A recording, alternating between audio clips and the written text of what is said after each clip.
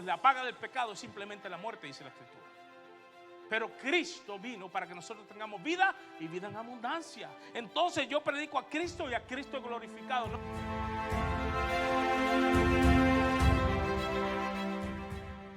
Permanece la fe, la esperanza y el amor.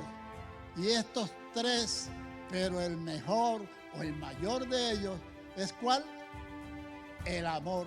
Que nada nos puede separar del amor de Dios.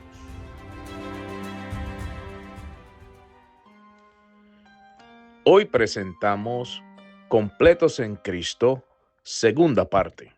Dios los bendiga, hermanos. Bienvenidos a todos. Por ahí veo unas cuantas caras que hace días que no veía. Qué bueno que están con nosotros en el día de hoy. Hermano, si usted es sensible de oído, pídale al muchacho que me baje un poquito acá. Usted vio qué manera más bonita de decirle que me baje un poquito el micrófono. ¿Sí? Usted me conoce, usted sabe que soy del Caribe y es mi instinto natural levantar la voz. No estoy enojado, no se preocupe, no es con usted la cosa, es conmigo mismo. ¿Ok? Así que así soy. Pero mire, estamos contentos para los que no nos vieron la semana pasada y yo sé que estaban gozosos de poder descansar de mí. Estuvimos unos días de vacaciones en Colorado, no de vacaciones, nos invitaron a una boda, pero yo los tomé de vacaciones porque de verdad que fue un buen tiempo que pasamos allá. La última vez que fui sí, esa vez tenía cosas que hacer de trabajo, pero esta vez fuimos, ¿verdad? Y nos relajamos y damos gracias a Dios por eso. Así que ya estamos de vuelta, ya estamos aquí, damos gracias a Dios. Creo que la prédica estuvo muy bien. La persona que predicó, por lo que dijo, yo creo que le va a tocar 6 meses de disciplina, pero pues...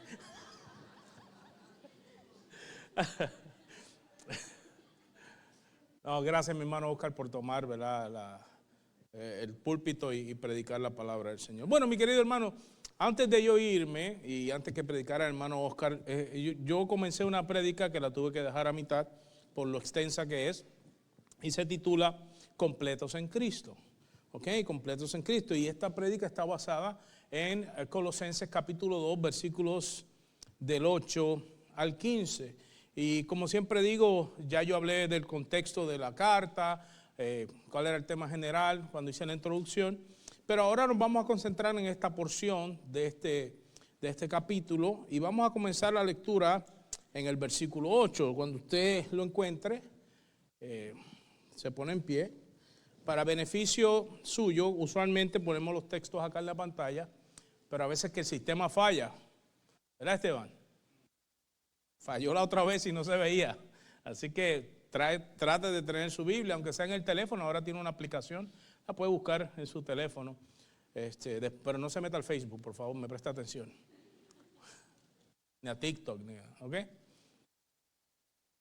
Entonces, el apóstol Pablo está escribiéndole a una iglesia. Hay un emisor y hay un receptor de esta carta. Y ellos estaban lidiando con algunas cosas en esa región de Asia Menor, y Pablo le escribe esta carta, y dentro de lo que le escribe lo siguiente, dice la palabra de Dios en el nombre del Padre, del Hijo y del Espíritu Santo. Mirad que nadie os engañe por medio de filosofías y huecas sutilezas, según las tradiciones de los hombres, conforme a los rudimentos del mundo y no según Cristo. Porque en Él habita corporalmente toda la plenitud de la deidad. Y vosotros estáis completos en Él, que es la cabeza de todo principado y potestad. En Él también fuisteis circuncidados con circuncisión no hecha a mano, al echar de vosotros el cuerpo pecaminoso carnal en la circuncisión de Cristo. Sepultados con Él en el bautismo, en el cual fuisteis también resucitados con Él, mediante la fe en el poder de Dios que le levantó de los muertos. Y a vosotros, estando muertos en pecados y en la incircuncisión de vuestra carne, os dio vida juntamente con Él, perdonándoos todos los pecados, anulando el acta de los decretos que había contra nosotros, que nos era contraria, quitándola del medio y clavándola en la cruz. Y despojando a los principados y a las potestades, los exhibió públicamente, triunfando sobre ellos en la cruz. Señor y Padre, damos gracias en este día por la oportunidad que nos das de llegar hasta este lugar a glorificar tu nombre, a cantarte alabanzas a ti, Señor, y a engrandecerte, Padre, por medio de este mandato, Señor, que es el congregarse. Tu iglesia, tu cuerpo, Señor, lo separamos para juntos darte a ti la gloria y la honra. Y en esta hora también te pedimos que hables a nuestro corazón por medio de tu palabra. Señor, que transmitas el mensaje que tuviste la intención de comunicar a tu iglesia y que nosotros la recibamos, Señor, de tal forma que la pongamos por obra en nuestro diario. Lo pedimos, Señor, en el nombre de Cristo Jesús. Amén y amén. Pueden tomar asiento, mis queridos hermanos. En las primeras dos partes de esta prédica, que hablamos de estar completos en Cristo, vimos la primera parte que estuvo basada en el versículo 8, que es guardándonos del engaño humano. Hablamos que hay muchas cosas por ahí, ¿no?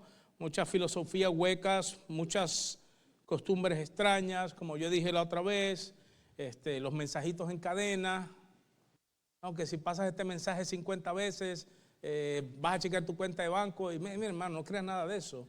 O que si te vas a un monte y te retiras por allá, entonces Dios va a contestar tu petición. Es bueno que te retires si lo quieres hacer a manera de meditar, pero no hay atajos en esto, ¿no? Usted no puede cambiar el evangelio, ni yo tampoco. El evangelio fue dado y Cristo es el que lo establece. Entonces hay muchas sutilezas y todas estas sutilezas son huecas, pero son sutiles, ¿ok? Muy sutiles. Si usted no ve que a usted le ponen un comercial de McDonald's o de Burger King y ponen esa hamburguesa, hermano, que le está chorreando la grasa. Sí, pero se la ponen bien acomodadita, bien bonita, pero quien se la está comiendo está delgadito, ¿sí? Está slim. Entonces, lo sutil es que está sabroso y que no te va a hacer nada. Y uno empieza a ir a Burger King o a McDonald's o a que le guste. Y en 3 semanas, usted es un retrato de la hamburguesa. ¿Sí? Pero lo sutil ahí estuvo no en cómo se le presentaron la hamburguesa, sino el modelo que usaron para venderle la hamburguesa. Entonces, Pablo le advierte a la iglesia, hay muchas cosas que son muy sutiles, que se ven muy bien, pero que son huecas porque no tienen ninguna relevancia en la vida espiritual. Lo otro que habla, en el versículos 9 al 10, habla de la plenitud de Cristo. ¿Ok? Y nos dice que tenemos en él plenitud. La palabra en el original griego es pleroma, esto lo estuvimos discutiendo, y es un sentido de que llena todo vacío. Entonces, el Señor, según lo explica Pablo, dice que llenará todo vacío. Estamos completos en él, no necesitamos más. ¿Sí? A veces nos gusta añadirle. Sí, pero el evangelio no es un taco. Si saben lo que es un taco, ¿verdad? Si usted se come un taco sin salsa, por lo menos a mí no me sabe a taco. Hay que añadirle salsa, limón, ¿sí o no? Cebollita, cilantro. Hay 2 o 3 que ya están pensando en el almuerzo, bro. Pero el evangelio no se le puede estar añadiendo cosas. La plenitud está completamente en Cristo. Aparte de Cristo, según el evangelio, no necesitamos nada más. Estamos completos, estamos llenos en él. Ahora, cuando miramos esto, lo que Pablo está tratando de decir es que aparte del Señor, en el evangelio no se necesita nada más. Pero este evangelio, esta plenitud del Señor, nos va a traer una transformación. ¿Ok? Voy a ponerlo así. El que llega a Cristo y comienza una vida nueva en él, es como un proceso de metamorfosis. ¿Saben lo que es metamorfosis? Para los que no sepan, le voy a dar un ejemplo básico. Uno de los ejemplos más sencillos de una metamorfosis es la mariposa, la oruga, ¿no? Viene una oruga, se trepa en el arbolito, es un gusanito, hace como un caparazón, se mete ahí dentro y ahí dentro comienza una metamorfosis, una transformación. Y con el tiempo, cuando rompe eso y sale de ahí, sale una mariposa hermosa con alas, con colores, algo que no se veía antes. Entonces en Cristo estamos plenos en Él, pero esa plenitud nos va a llevar a una transformación de nuestra vida, donde nos va a ir llevando a parecernos más a Él. Es la intención del cristiano, es vivir como Cristo vivió, ¿verdad que sí? Llegar a la estatura de Cristo. Entonces, en esto, hay 3 palabras claves que se mencionan en estos próximos versículos. Vamos a estar leyendo del 11 al 13. Y hay 3 palabras: circuncidados, bautismo y vida. Son 3 palabras claves que vamos a ver en esta enseñanza. Vamos al versículo 11, donde dice lo siguiente: en él también fuisteis circuncidados con circuncisión no hecha a mano, al echar de vosotros el cuerpo pecaminoso carnal en la circuncisión de Cristo. ¿Por qué menciona este tema, que es un tema de salud más que de otra cosa? Pero según la tradición judía y la ley dada para el pueblo de Israel, todo aquel varón que era parte del pueblo de Dios, la marca para saber que era parte del pueblo era la circuncisión, el exceso de piel en su parte íntima, ¿no? Entonces, esa era la marca. Y cuando los identificaban por eso. A las mujeres no, porque primero es otra cosa, y adicional que las mujeres se contaban como descendencia de estos varones. Entonces, si eran descendencias de ellos y el varón había sido circuncidado, por ende todos eran parte del pueblo. Entonces, ¿por qué trae este tema? Porque dice que en Cristo ya no necesitamos una circuncisión en el cuerpo, sino que Él ha circuncidado nuestro espíritu.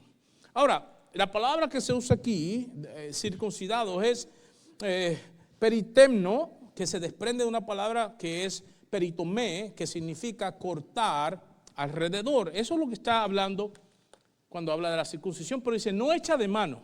O sea, no es algo físico, sino que ahora es un asunto espiritual. Cuando se establece esto en el pueblo de Dios, era una sombra, un simbolismo de lo que habría de suceder permanentemente en el espíritu del ser humano cuando viniera Cristo. Entonces, ahora lo que marca una persona que es pueblo de Dios no es una circuncisión física, sino la circuncisión que haya hecho Cristo en nuestra vida. ¿Ok? Él nos ha apartado del pecado por medio de su sacrificio, no por nuestros méritos, sino por el de Él. ¿Sí me está entendiendo, hermano? Porque muchas veces a nosotros nos gusta tomar los méritos de los demás. Va y juega nuestra selección y al próximo, si ganaron, si ganamos. ¿Ganamos de qué? Porque tú no jugaste. ¿Sí o no? ¿Sí o no? Nos gustan los méritos políticos. Ganamos. Ganó el presidente. ¿Sí? ¿Sí? Y a veces queremos tomar los méritos para nosotros, pero los méritos son de Cristo. Ahora, aquí Pablo habla de una circuncisión espiritual y está hablando que al Cristo llegar a nuestra vida nos hace que nos vayamos despojando de aquellas cosas que sabemos que son pecado. ¿Y qué es pecado? Desobediencia. Eso es lo que significa.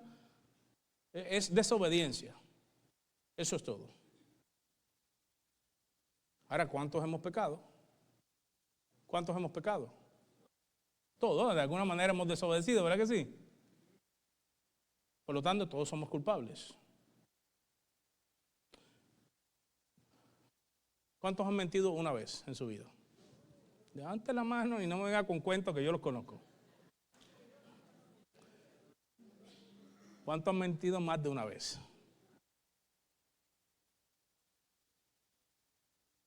¿Cuántos han mentido por lo menos 3 veces? Pues somos mentirosos.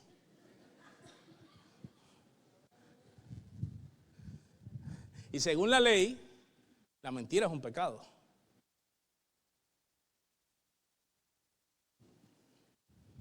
¿Alguna vez alguien ha tenido algún mal pensamiento? ¿Alguna vez alguien le ha hecho algo a usted y usted en su pensamiento ya lo ahorcó? Usted se ve a usted mismo haciéndolo así. ¿Sí? Usted se ve empujándolo frente a un bus. No tanto, ¿verdad? Ustedes no son como yo. La palabra de Dios dice que si usted tan siquiera pensó en hacer malo a su hermano, ya pecó y es reo de muerte.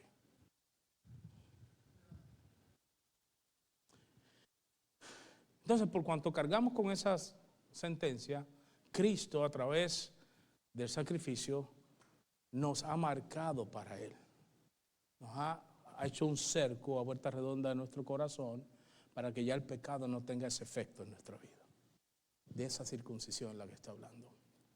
Luego menciona en el versículo 12, sepultados con Él en el bautismo en el cual fuiste también resucitados con Él mediante la fe en el poder de Dios que le levantó de los muertos. Y la segunda palabra en que voy a hacer énfasis en la palabra bautismo, que viene del original, bueno, viene más bien del latín, que el latín se desprende también del griego, que es la palabra baptizo, que significa sumergir, eso es lo que significa. Pero simboliza que ahora en Cristo, en esta nueva vida, en la plenitud que tenemos en Él, hemos muerto a lo que éramos y hemos nacido a una nueva vida, ¿ok? Ahora, el bautismo físico, lo que practicamos nosotros como bautismo en las aguas por inmersión, que es lo que se practica en esta iglesia, lo hacemos como algo que debe ya haber sucedido en el interior. El verdadero bautismo sucede cuando Cristo llega a la vida del ser humano, cuando el pecador reconoce que es pecador y que la única forma de obtener salvación es en Cristo Jesús. Ahí ocurre un bautismo interior. Y lo que hacemos es como señal de lo que ya sucedió. Muy bien, ¿me está entendiendo? ¿O no? ¿Sí me entendió? Es una señal.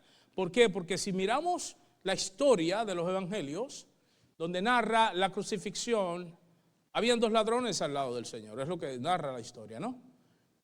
Y uno de ellos se percata y se ve que hay un arrepentimiento en su vida y le dice: Señor, acuérdate de mí cuando estés en el paraíso. El Señor no le dijo: bueno, ¿no estás bautizado, mi hijo? Tú, como dice él, ¿no? No le dijo así. Le dijo: bueno, es que no has diezmado, y como no diezmaste, no ofrendaste, pues no puedes venir para acá. Es que no has guardado el sábado. No le dijo: desde hoy estarás conmigo en el paraíso. Jesucristo reconoció lo que había sucedido en el interior de su corazón. ¿Usted me está entendiendo, hermano? El bautismo que está hablando aquí, hemos sufrido, hemos sido transformados cuando Cristo verdaderamente marca nuestra vida. Tiene que haber un antes y un después si usted dice ser cristiano. Si usted no es cristiano y usted vive de la manera que usted entiende que debe vivir, eso es una cosa. Pero aquel que dice que es cristiano, tiene que haber habido una transformación. Esa transformación únicamente viene cuando entendemos y aceptamos la plenitud de Cristo. Lo tercero que menciona en esta porción de la Escritura es, dice en versículo 13, y a vosotros estando como muertos en pecados y en la incircuncisión de vuestra carne, os dio ¿qué? Vida juntamente con Él, perdonando todos nuestros pecados. Una de las cosas que los cristianos establecemos, según dice la Biblia, es que espiritualmente el ser humano está muerto. Acá me refiero muerto en cuanto a su relación con Dios. ¿Ok? Hay una parte que solamente cuando Dios obra es que nosotros podemos entender muchas cosas. Por muchos años yo estuve en la iglesia, mi querido hermano. Muchos años cuando me criaba, llegué como de unos 3 años y medio cuando mi mamá comenzó a ir a la iglesia. Por ahí como hasta los 15 años más o menos estuve en la iglesia. Pero después dejé de ir. Y muchas de las cosas que me habían dicho, yo las sabía, pero no las comprendía. Las sabía, pero no hacía ningún efecto en mi vida. Pero llegó un día, y yo le he contado mi testimonio a muchos, donde esto cambió, donde no pude ser ya el mismo, donde hubo una transformación de tal forma que cosas que yo no podía entender ni podía percibir, ahora las comenzaba a ver y a percibir. Comenzaba a ver el amor de Dios como nunca lo había visto. Aún criándome dentro de la iglesia, yo veía a Dios como, pues sí, a alguien que hizo algo, que creó algunas cosas, pero hasta ahí. Pero no veía a Dios como aquel que quiere tener una relación personal conmigo, pero para poderlo hacer, tengo que creer en la obra de su Hijo porque por el pecado que tengo me ha separado. Y solamente a través de su Hijo que puedo reconectar con Él. Yo no lo entendía hasta que eso pasó. ¿Y qué fue lo que pasó?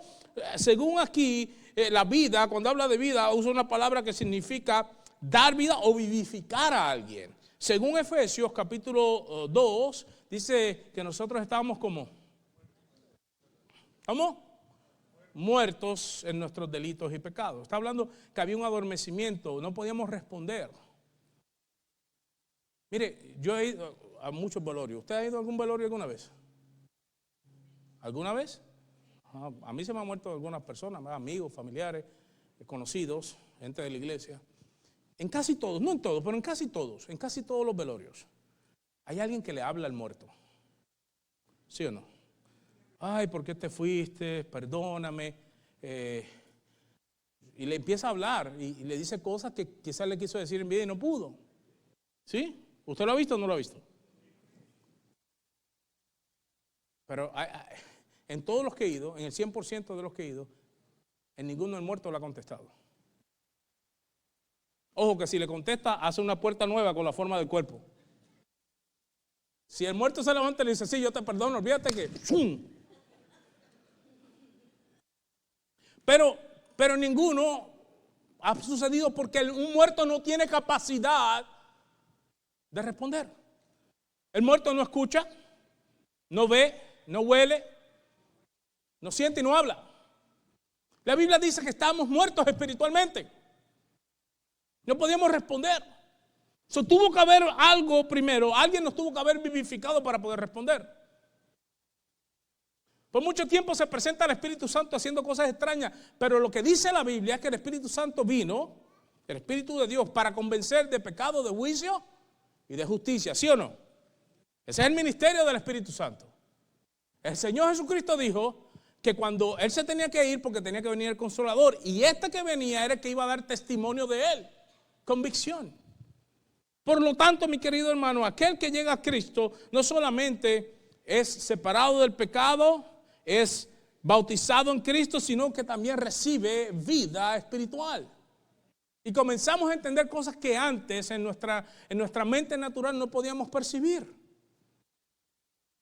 Y esto es hermoso porque quiere decir que estamos sufriendo la transformación, la metamorfosis del pecador al Hijo y a la santidad de Dios.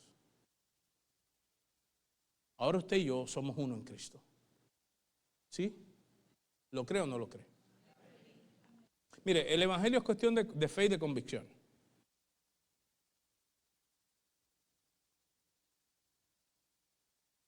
¿Sí? Y de acuerdo a la fe y la convicción que usted tenga, usted se debe conducir. ¿Sí o no? Pero todo tiene resultados. No importa lo que uno crea. Sí, yo puedo creer que el azúcar no hace daño. Y me la voy a comer por tonelada. Pero eso no quiere decir que el resultado va a ser el que yo quiero, ¿verdad que no? Porque hoy vivimos un mundo donde las verdades suelen ser relativas. Es lo que yo creo que es verdad. Y no importa lo que sucede, es lo que yo creo. Pero hay verdades absolutas. Por ejemplo, si usted se sale aquí en el verano afuera, en ese estacionamiento, y se queda desde las 8 hasta las 3, yo le garantizo que usted se va a quemar. Aunque usted no crea en el sol. Aunque para usted el sol sea una estrella que brilla por allá, que lo único que hace es darnos luz. No, también lo va a quemar. Y si lo hace por varias semanas y por varios meses, lo más seguro es que va a desarrollar cáncer de piel. Primero una insolación y después un cáncer de piel. Hay verdades que son absolutas, que aunque no las queramos creer, están ahí. Y una de esas verdades es que a menos que no sea por la obra del Espíritu, el ser humano no va a recibir vida. Y el apóstol Pablo está diciendo esto para que la iglesia no se confunda. Porque hoy hay muchas vertientes. Le dicen tantas cosas hermosas en el Facebook, en el TikTok, en el Instagram, ¿sí? En X, en todas estas plataformas, en YouTube. Sale gente hablando tan bonito, ¿no lo has escuchado? Pero si no es verdad, no va a traer ninguna transformación. La verdad del evangelio es sencilla. La gente complica mucho el evangelio. La gente complica el evangelio como esas pinturas de Medio Oriente, que le siguen poniendo puntitos y colores. ¿Usted no ha visto alguna vez alguna mezquita que usan unos azulejos y tienen muchas cositas? Yo digo, ¿en qué punto van a parar? Porque se confunde uno. Y hay gente que le sigue añadiendo al evangelio cositas, pero el evangelio es muy sencillo. ¿Cuál es el evangelio? Este es el evangelio. Entender que somos pecadores y que sin Cristo no vamos a poder tener relación con Dios y nunca iremos a la presencia de Dios. Ese es el evangelio. ¿Y qué es lo que dice el evangelio? Que aquel que ponga su fe en Él tiene vida eterna. Ese es el evangelio.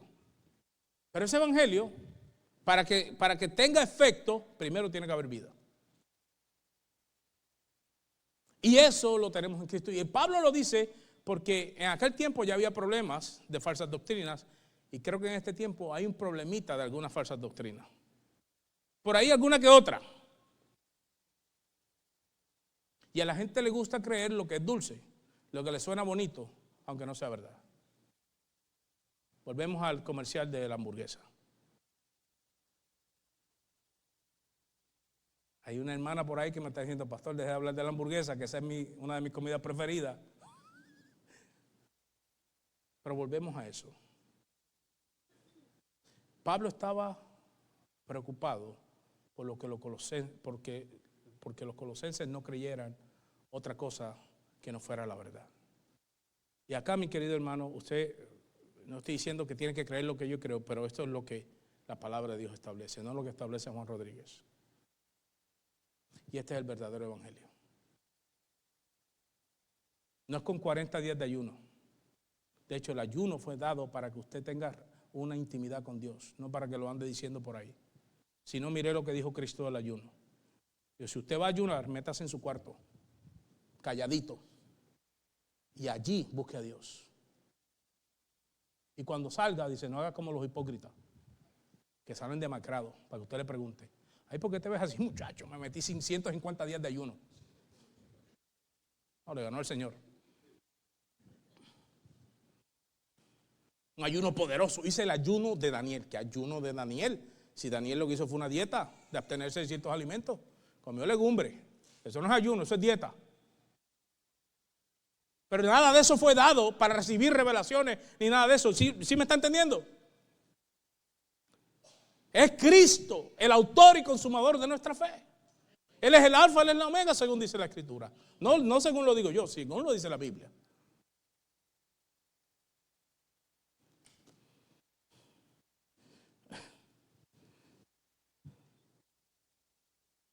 Mire, Romanos habla que 6:4, donde dice que hemos sido sepultados juntamente con Él para muerte por el bautismo.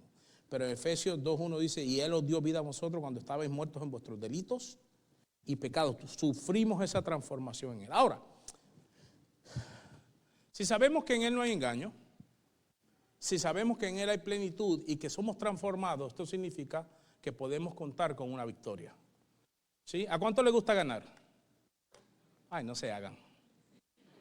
Ay, qué humildad. No, a mí lo que me interesa es participar. No, señor, cuando yo jugaba yo quería ganar. ¿Sí o no?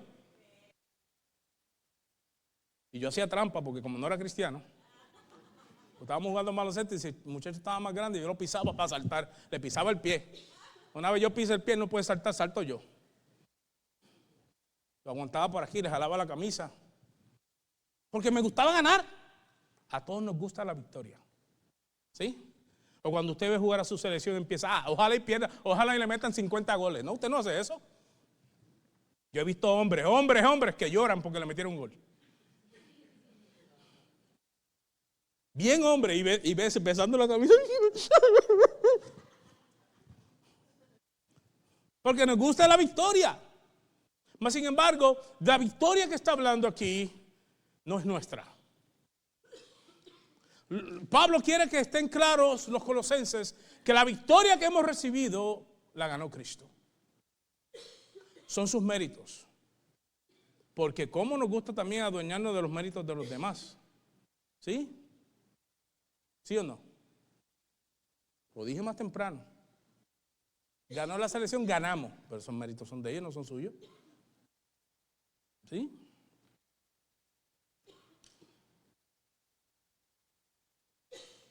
No, porque es que Otros hicieron el trabajo, pero hay gente que le gusta ganarse el mérito. Hay gente, mi querido hermano, que usted hace el trabajo y va donde el jefe y le dice, ya terminamos. Y él no movió ni una hoja. Y se le adelanta. Pero en cuanto a la vida espiritual, Pablo está diciendo, mi querido hermano, aquí no hay méritos para nadie excepto para Cristo. Estén claros, mi querido hermano, porque eso es peligroso, porque se nos sube el orgullo, la vanagloria. Nos creemos más de lo que nos debemos creer. Versículos 14 y 15. Él ha obtenido una victoria por nosotros, anulando el acta de los decretos que había contra nosotros, que nos era como contraria, quitándola del medio y clavándola en la cruz. Acta usa una palabra que es keirografón, que es un documento escrito a mano como una deuda o como una fianza. ¿Okay? Pablo dice que Cristo anuló ese decreto y que lo hizo clavándolo en la cruz. Ahora, ¿cuál era el acta? ¿Cuál era la fianza que teníamos en nuestra vida? Sencillo. La fianza o lo que teníamos sobre nosotros era la consecuencia de ser pecadores. ¿Y qué dice la ley de Dios para los que son pecadores? ¿Qué dice? ¿Ah? No te escucho, mi hermano. Dímelo más alto para que se escuche por este micrófono. ¿Que la paga de qué? Es muerte.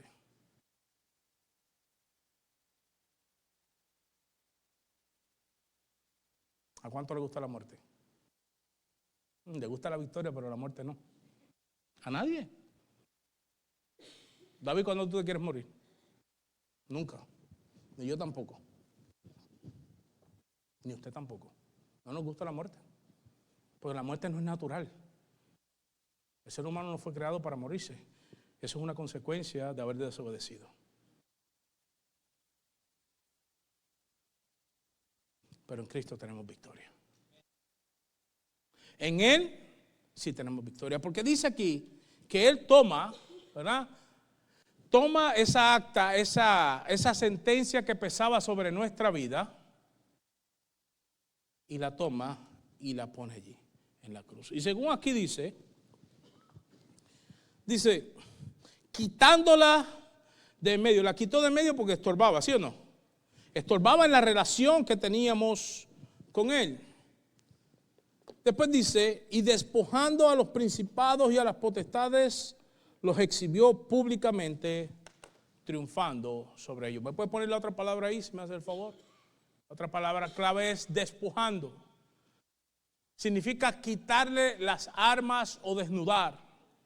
Esto, el apóstol Pablo cuando está escribiendo, él escribe desde su contexto. Y él vivía en el tiempo del Imperio Romano. ¿Y qué era lo que él veía que hacía el Imperio Romano cuando obtenía una victoria?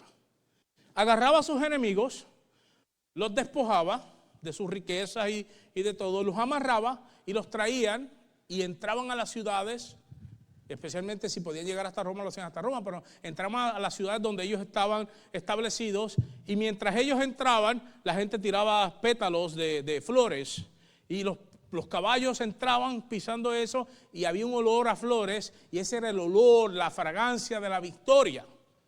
Y detrás de él, del capitán romano, venían los soldados y detrás de los soldados venían entonces aquellas personas que habían sido conquistadas. La palabra de Dios dice que así el Señor Jesús conquistó por nosotros en la cruz. El mérito que Él nos ha dado no es de nosotros, sino que es de Él. Amén. Hay gente que piensa que ellos son los que han vencido. Cuidado con eso. Quien venció fue Cristo. Por ahí yo escuché una vez, y si usted quiere yo le paso el dato, donde salía uno que decía que él tenía una unción especial. Que él tenía un poder, es más, que tenía una palabra que no le podía hablar a la gente de la iglesia porque iban a caer muertos. Eso es usurpar lo que hizo Cristo en la cruz. Cristo fue el que venció. Ahora, eso nos da a nosotros seguridad. Porque si Él venció y Él es pleno y Él me transforma, quiere decir que yo también puedo estar tranquilo porque cuento con alguien que ha vencido la muerte, el pecado y también a nuestros enemigos.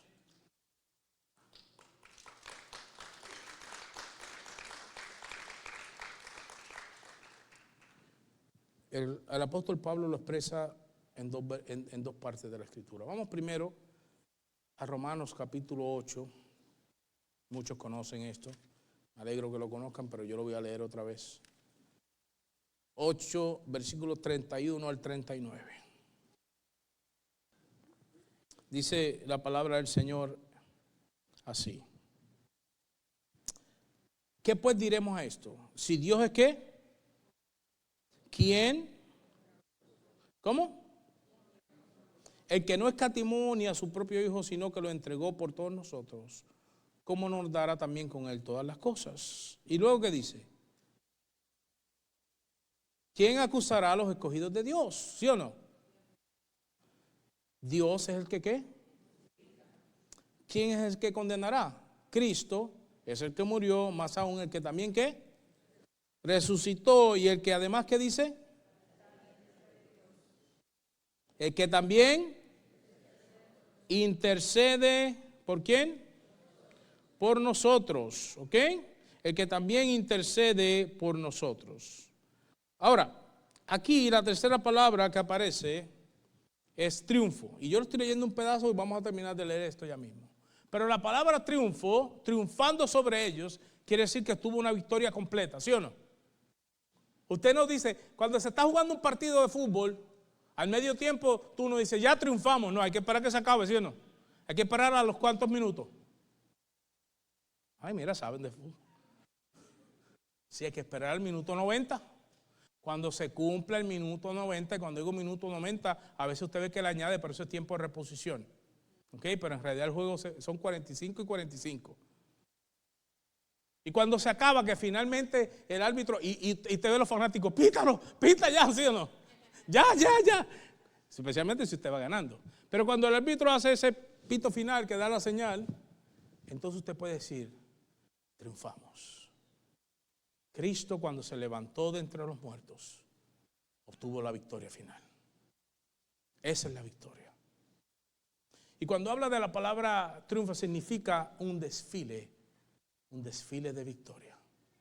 De hecho, muchos también los exhibían en el Coliseo Romano y cuando ganaban los arrastraban, dando vueltas en el Coliseo, mostrando la victoria que habían tenido. De la misma manera, dice ahí, y los exhibió públicamente, triunfando sobre ellos. El Señor ya ganó tu batalla y la mía.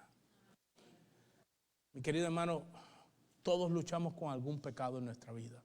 Todos tenemos una área débil, pero déjeme decirle que ya Cristo lo venció y ya Él tuvo la victoria, mi querido hermano. Y usted está pleno en Él y usted está sufriendo una transformación para llevarlo a la victoria que Él tiene para usted.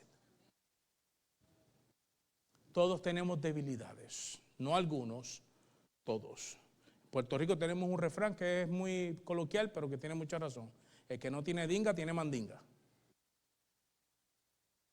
Todos tenemos un área de debilidad, pero en todas ellas ya Cristo ha vencido. Ahora, seguimos leyendo. Dice, ¿quién acusará a los escogidos de Dios? Dice que Él es el que condenará.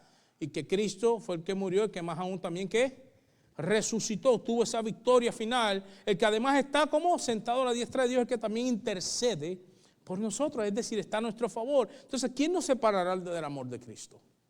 Tribulación o angustia o persecución o hambre o desnudez o peligro o espada, como está escrito, por causa de ti somos muertos todo el tiempo y somos contados como ovejas de matadero. Pero antes, ¿qué dice ahí?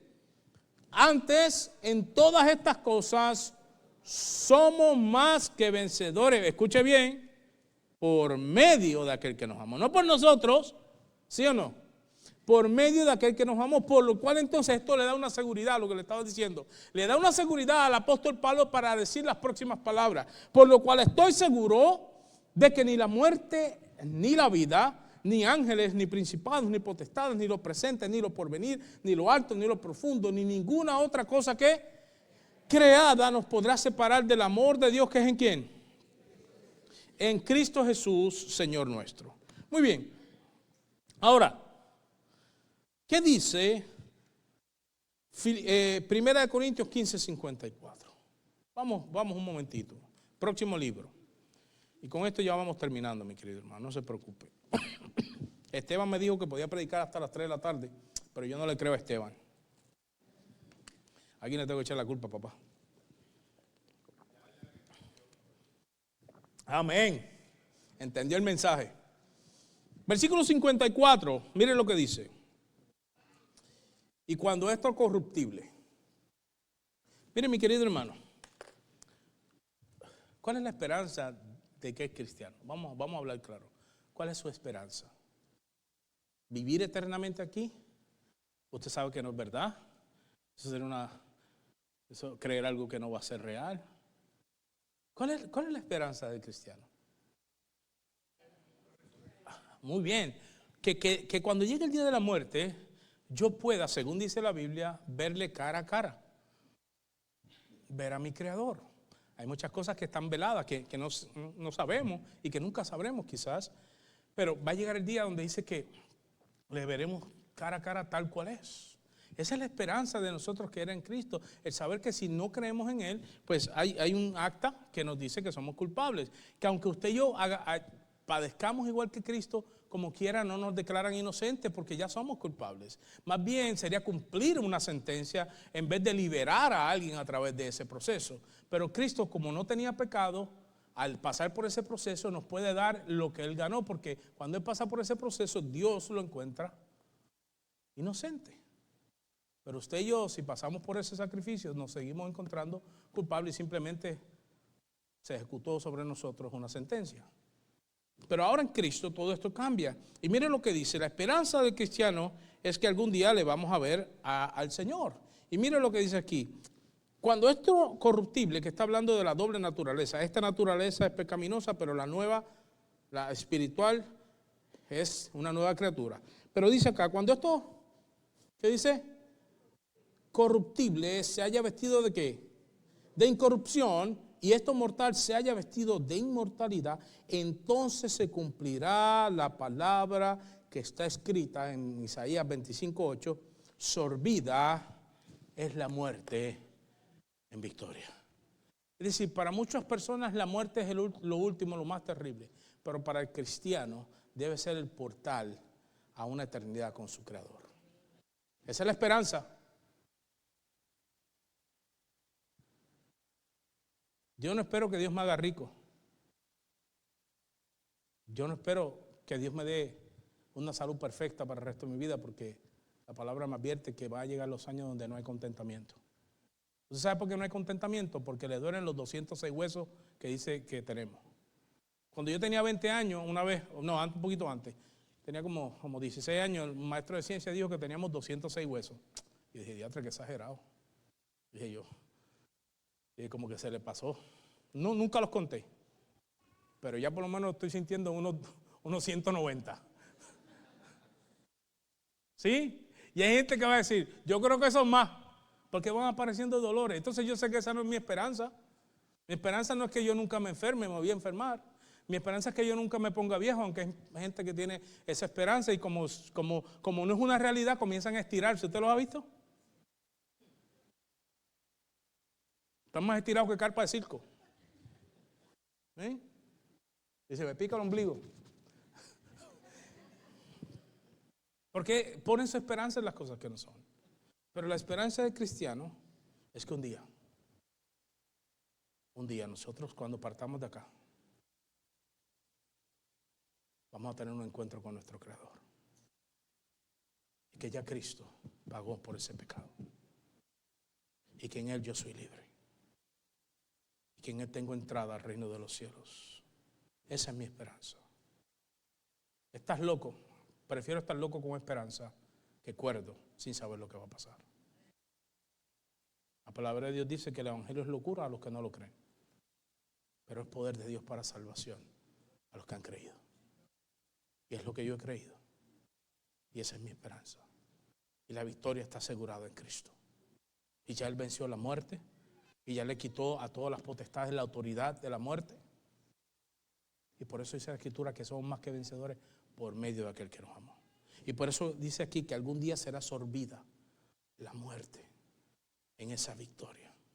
Según la Biblia, cuando estemos allí ya no va a haber llanto, ya no va a haber dolor, ya no vamos a necesitar hasta las relaciones que tenemos aquí. Yo sé que hay mucha gente que dice, ay, yo espero allá a ver si, mire, sinceramente no me importa si conozco o si no conozco a nadie. Lo que yo sé es que voy a estar con mi Creador. Y cuando estemos con nuestro Creador vamos a estar completos y no va a necesitar las relaciones que usted tiene acá, porque esas relaciones fueron dadas para vivir en este mundo, no para habitar en el reino de los cielos. Puede ser que lo conozcamos, pero puede ser que no. Sinceramente, mi querido hermano, es un tema que puede ser debatible, pero aquí lo principal no es eso, sino la esperanza que tenemos en Cristo. En Él tenemos la victoria. Algún día será sorbida la muerte física en la victoria de Cristo, que nos ha otorgado vida eterna. Póngase en pie, mi querido hermano.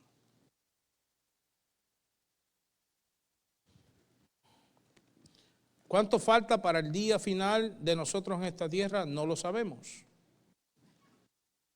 ¿Verdad que no? Lo que sí sabemos es que va a llegar. Como todo producto Goya, esto es un anuncio sin pagar. Como todo producto Goya, tiene una fecha de expiración. Un día donde ya eso no va a servir más. Todo ser humano tiene una fecha de caducidad. El organismo se va agotando, nos vamos haciendo más ancianos. Usted no cree que yo nací con el pelo blanco y sin pelo. ¿Sí? Usted no cree que toda la vida me vio así. El hermano predicaba el domingo pasado. Dice que el pastor no es como el rey David, que era un muchacho hermoso. Pero déjeme decirle que el rey David, Dios lo llamó cuando tenía entre 16 a 17 años. Si usted ve una foto mía, entre los 16 y los 17 años, va a decir, no, el rey David era un niño al lado de este. Pero una evidencia que esos días han pasado. Es una realidad con la que no podemos pelear. Ese día va a llegar. Lo que sucede es que estamos viviendo en un mundo que ya la gente no se muere por viejo. Si no, se pueden morir porque está en el lugar equivocado. Porque un negligente no hizo la luz y se lo llevó. Porque alguien tiene un desbalance psicológico, emocional, y cargó un arma y llegó a un lugar público, la desenfundó y comenzó a matar gente. Es una realidad. Donde ya no se viaja en barco, ya no se hunde, pero se pueden caer los aviones. Entonces vivimos en un mundo donde este día puede llegar en cualquier momento.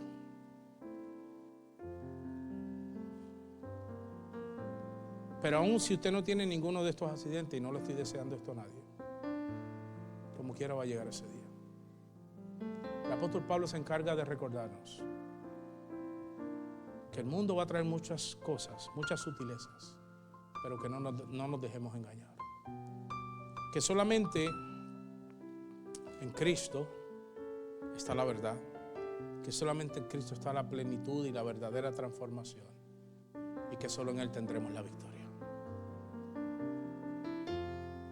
Ahí me gusta hacer preguntas al finalizar cada sermón, una retórica, ¿no? Y la primera pregunta: ¿estás buscando respuestas en tradiciones o en filosofías humanas? Para eso el apóstol Pablo dijo, Cristo es suficiente. Segunda pregunta: ¿luchas con pecado o tal vez con culpa? La respuesta la dio el apóstol Pablo. Él ya anuló la deuda que tenías en la cruz. Y tercero, quizás hay gente que le teme al futuro o al enemigo. El apóstol Pablo dice, ya Cristo triunfó en la cruz. Hay victoria, como decía el cántico, hay victoria en mi Jesús.